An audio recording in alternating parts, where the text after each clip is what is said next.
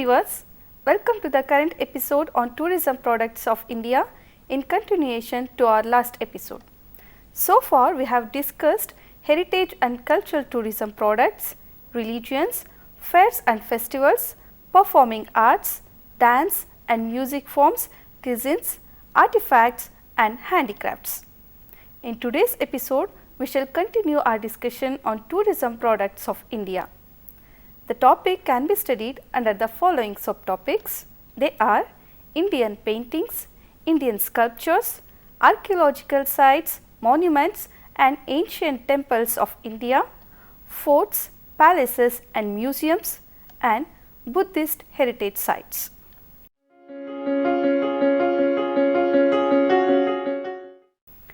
Let us start with paintings. The history of Indian paintings dates back to prehistoric times, as the wall paintings in their rustic format on the inside walls of caves at Bhimbetka in Madhya Pradesh, where our ancestors of prehistoric period lived. This format of paintings on wall exists till date. Some of the oldest paintings well preserved can be found in the Buddhist caves at Ajanta dating back to 2nd century BC. The other major places where the oldest forts are located are Bhaga caves, Ellora caves, Elephant caves and Sittanavasal. The paintings on the circumambulatory passage inside the Brihadeshwara temple at Tanjore showcase the first such wall paintings of Chola period. Different formats of painting evolved over span of time and continue to sustain regionally in different parts of the country. We shall now go through these varied styles of painting styles. These can be listed as Rajasthani painting, Mysore painting, Tanjore painting, Madhubani painting, Pattachitra painting, Kalamkari painting, mural painting, Mughal painting and modern schools of painting. To begin with, Rajasthani painting, it was patronized by Rajput rulers in Rajasthan. Also referred to as Rajput painting, it evolved and flourished during the 18th century in the royal courts of Rajputan. The colors were extracted from certain minerals, plant sources, conch shells and were even derived by processing precious stones. Gold and silver were used. The preparation of desired colors was a lengthy process, sometimes taking weeks. The other famous North Indian painting style is Madhubani, also referred to as Mithila painting, is practiced in the Mithila region of Bihar state. Themes are based on Hindu mythology, scenes from the royal courts and social events. Quite interesting point is, no space is left empty, the gaps are filled by paintings of flowers, animals, birds and even geometric designs. Use leaves, herbs, flowers to make the color are core to making of colors for Madhubani paintings. In the north, yet another format prevailed was Mughal paintings. It was a unique blend of Indian, Persian and Islamic styles. The colors vivid with use of brilliant red, blue, green, the pink were predominant. The themes were generally recordings of Mughals events as visual evidence. Miniatures had the higher influence from the Rajput paintings. Next one is Mysore painting. This format is an important form of classical South Indian painting that originated in the town of Mysore in Karnataka. Mysore traditional painting are offshoots made a great historical contribution to the art of India.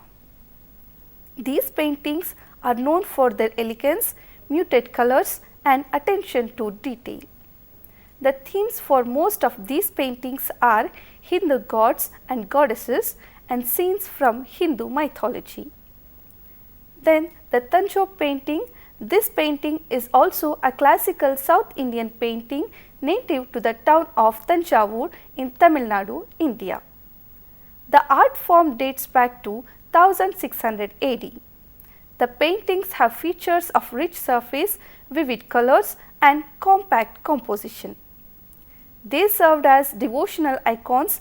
The themes of most of these paintings are Hindu gods and goddesses and saints. One of the other oldest forms in practice in South India is Kalamkari style. This style is as old as 3000 years.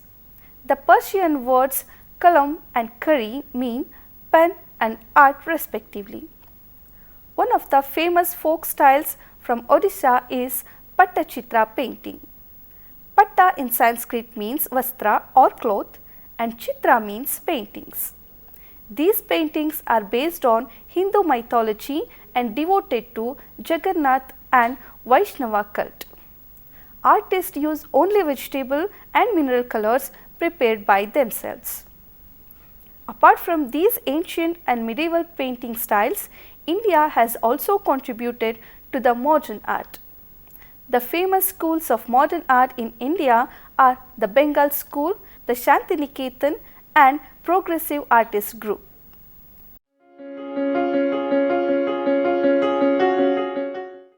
We shall now briefly learn about Indian sculptures. As mentioned earlier, Indian sculpture also dates back to Indus Valley civilization. A new chapter in sculpting started off during Mauryan age from 4th to 2nd century BC, the Maurya rulers patronizing either Jainism or Buddhism. Great works of sculpting were done especially during Ashoka's rules across the subcontinent. Sculpting was highly influenced by religions, first Buddhism and Jainism and later Hinduism. Two distinct schools of sculpture evolved during Gupta age called Gandhara and Mathura schools. The Hindu rulers across India, especially in the south, encouraged sculpting for religious reasons. This was done in rocks, metals and even wood. Some of the wonderful examples Indian sculpture to mention can be Ashoka pillars, iron pillar in Delhi, the entrance gate, Toranas at Sanchi Stupa, statues at Ajanta, Ellora, Badhami, elephant caves, rock cut temples at Mamallapuram, sculptures at Aihole, Pattadakalu, bronze statues of Chola kings, etc. To name some of the most famous sculptures of India are bronze Vishnu of Chola dynasty, Jain figure of Tirthankara Supashwanath 14th century, Buddha statue of 1st and 2nd century BC in Gandhara style, sculpture at the Konark Sun temple in Odisha, the dancing girl Mohenjo-daro, Hindu gods of terracotta from Gupta dynasty, Buddha from Sarnath, marble sculpture female Yakshi, relief at Khajuraho, seated Ganesha sandstone in Rajasthan, the Nataraja in bronze from Chola dynasty.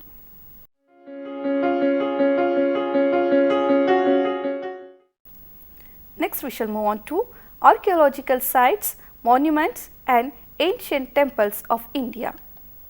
The Ancient Monuments and Archaeological and Remains Act of 1958 defines an ancient monument as any structure, erection or monument or any tumulus or place of funeral or any cave, rock sculpture, inscription or monolith which is of historical, archaeological or artistic interest and which has been in existence for not less than 100 years.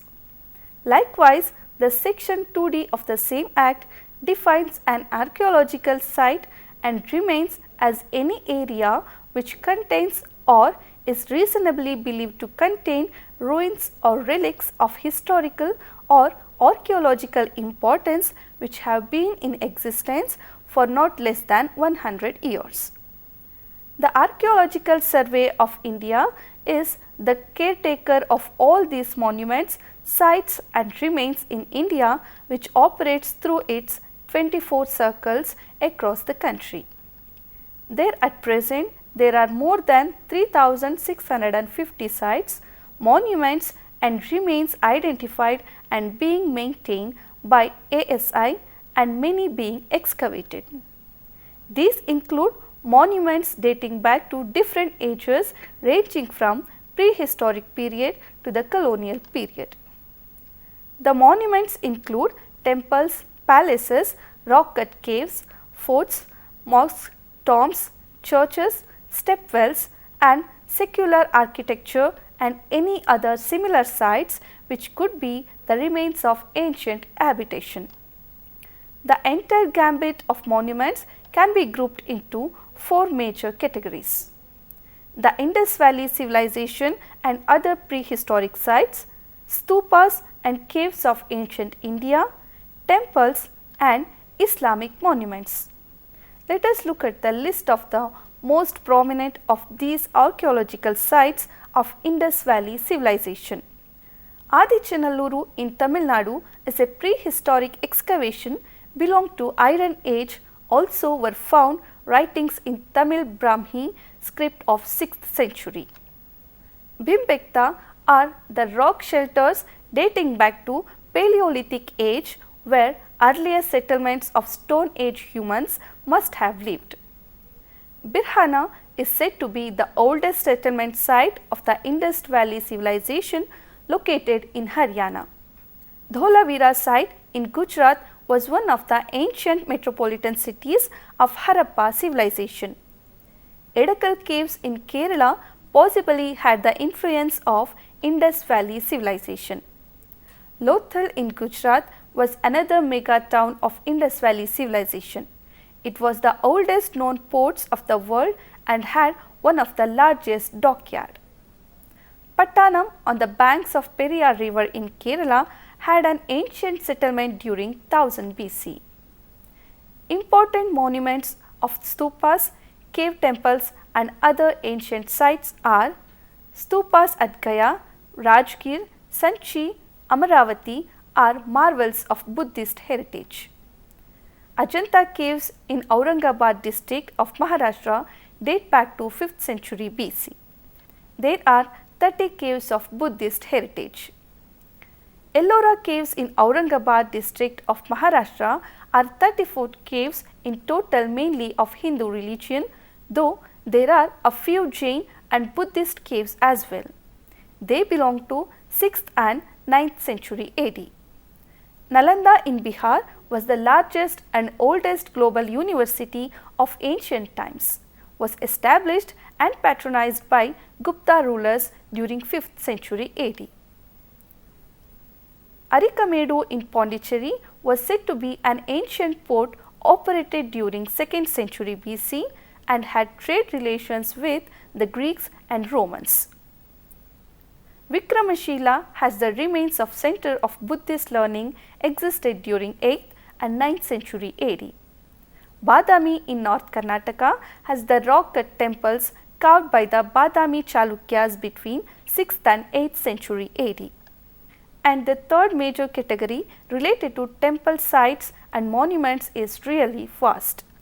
The most common patterns of temples are sanctum means Garbhagriha, Shikara means prominent roof, pathway, Pradakshinpath and Mandapa.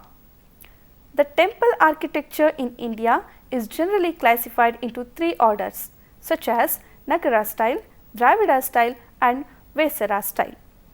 Nagara style of temple architecture is found in the entire North India right from the foothills of Himalayas to the central plateau of Deccan. The explicit feature of Nagara style are curvilinear tower, shrine is square in the center, projections leading to cruciform shape, differs in the shape of shikara, bell shaped structure to a height and kalasa at the top. To name a few examples of Nagara style temples are the Parvati temple at Khajuraho in Madhya Pradesh, some cave temples at Ellora and elephant caves temples in Maharashtra, the group of Khajuraho temples in Madhya Pradesh, Sun temple at Mathura, Somnath temple in Gujarat. The southern temple architecture is unique to itself and probably was highly experimented. The main features of Dravidian temples apart from the general patterns are Vimana, that is tall pyramidal tower consists of small stories. Gopuram, 2 stories separated by horizontal moulding. Prakara, outer wall envelopes the main shrine. To name a few examples of Dravidian style temples are cave temples, the Rathas and the shore temples at Mahabalipuram in Tamil Nadu, Chalukya temples at Aihole, Vithala and Virupaksha temples at Hampi, Channakeshava temple at Beluru in Karnataka, Kailasanatha temple at Ellora. The third most important style of temple construction is Vesara style. This pattern was a mixture of the feature of both the Nagara and the Dravida styles and mostly found in central India.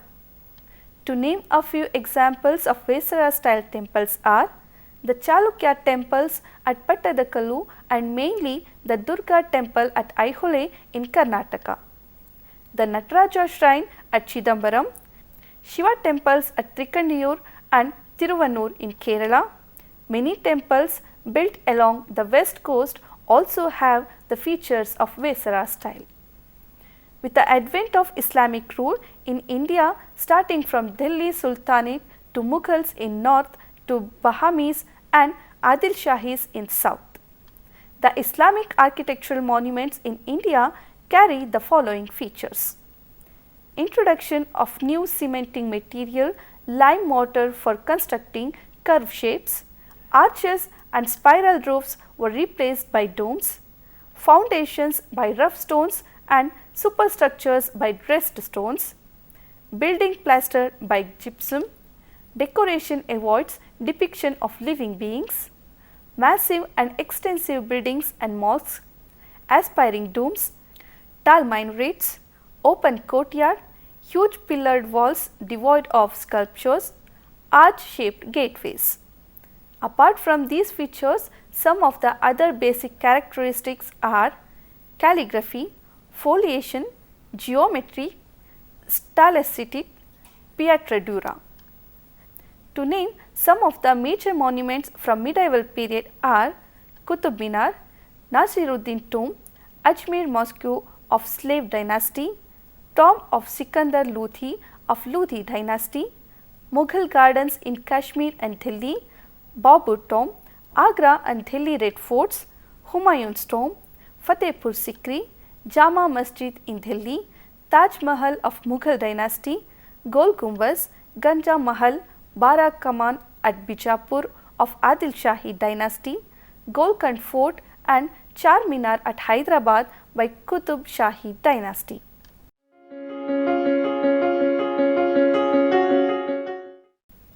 Moving on to forts, palaces and museums. Having learned in detail about monuments, further we shall discuss on forts, palaces and museums in India. India has some of the world's glorious forts and palaces spread across the country. These are unique to each other and are imposing in terms of architectural finesse, engineering advancement and overall beauty. The grand era of forts and palaces can be dated to the Rajput rulers in Rajasthan. The other major contributions of fort construction took place during Delhi Sultanate, Mughals and Marathas. A few of the magnificent forts were also constructed by the Bahamis, Reddy rulers and other in South India. A number of palaces though continue to be built even during the colonial rule. Some of the great palaces were built by the rulers of Hyderabad and Mysore Odayars. Let me first list out some of the most magnificent forts of India. To start with, the forts in Rajasthan. Kumbhalgarh, Amber Fort, Jaisalmer Fort, Mehrangarh Fort, Rana Thambore Fort. Some of the forts built during Maratha rules are Raigad Fort, Sindhurg Fort, Panhala Fort, Pratapgarh Fort and Gwalior Fort. The other major forts of India are Red Fort, Delhi, Agra Fort, Agra, Daulat Tabab Fort, Golconda Fort, Kangra Fort, Uparkot Fort, Udaygiri and Kondalpalli Fort of Andhra Pradesh, Ginji Fort in Tamil Nadu. And now we have a look at the grand palaces of India. Umaid Bhavan of Jodhpur, Amba Vilas Palace of Mysore, City Palace of Udaipur, Jal Mahal of Jaipur, Chatrapathi Sahu Palace at Kolhapur, Jai Vilas Palace of Gwalior, Lakshmi Vilas Palace of Baroda, Lalit Mahal Palace of Mysore, Falaknuma and Chau Mahalla Palace of Hyderabad, Amar Mahal Palace of Jammu. Moving further, we shall now know about the major museums in India. These museums are storehouses of Indians' cultural heritage and reflect on our past. Apart from ASI museums, India also has good number of world-class museums to showcase its bygone history. Some of the most famous museums in India are National Museum Delhi is the largest museum in India and houses rare articles of armor, jewelry, stones, antiques, inscriptions dating back to Indus Valley civilization. Salar Jung Museum of Hyderabad has great collection of artifacts sourced by Mir Yusuf Ali Khan during the Nizam rule.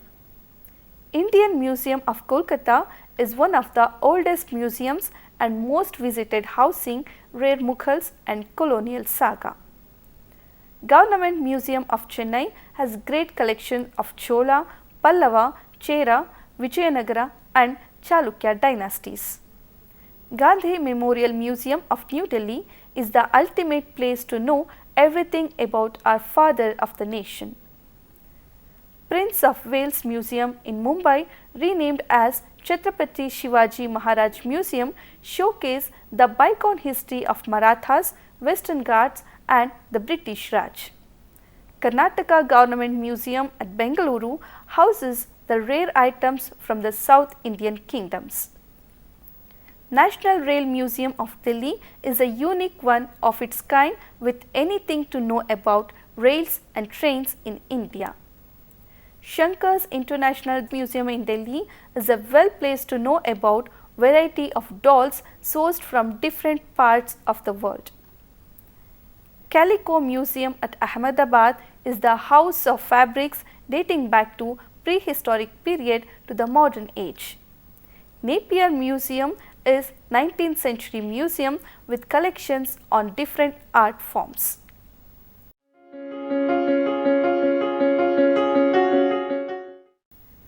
Coming to Buddhist heritage sites. Towards the end of current episode, let me take you through the Buddhist heritage sites of India. The Buddhist heritage and pilgrimage sites fall between as old as 4th century BC to later years of medieval India. The notable sites are Bodh Gaya in Bihar is the place where Buddha got his enlightenment. You also have the Mahabodhi Temple here. Sarnath is the place where Lord Buddha, after his enlightenment, gave his first sermon. Kushinagar in UP is where Buddha is believed to have attained Parinivaran after his death. Kaushambi, Rajgir and Sravasti are holy places for Buddhists where Lord Buddha gave several sermons. Ajanta and Bhaja caves in Maharashtra were carved during Maurya period, narrate the stories of Buddha and exhibit the preachings of him. Dhauli hills in Odisha have ancient remains of Buddhism. Amaravati Stupa complex in Andhra Pradesh was built in 2nd century BC. Nagarjuna Kondalu in Telangana also have Buddhist structures of 2nd century AD. Hemis Gompa in Ladakh is a medieval age Buddhist monastery. Tabu Monastery is a 1st century AD structure in the Spiti Valley of Himachal Pradesh. Dharmashala is currently center of Tibetan government in exile and has the residence of Dalai Lama. Tawang Monastery is an important pilgrimage center for Buddhists in Arunachal Pradesh. Thank you.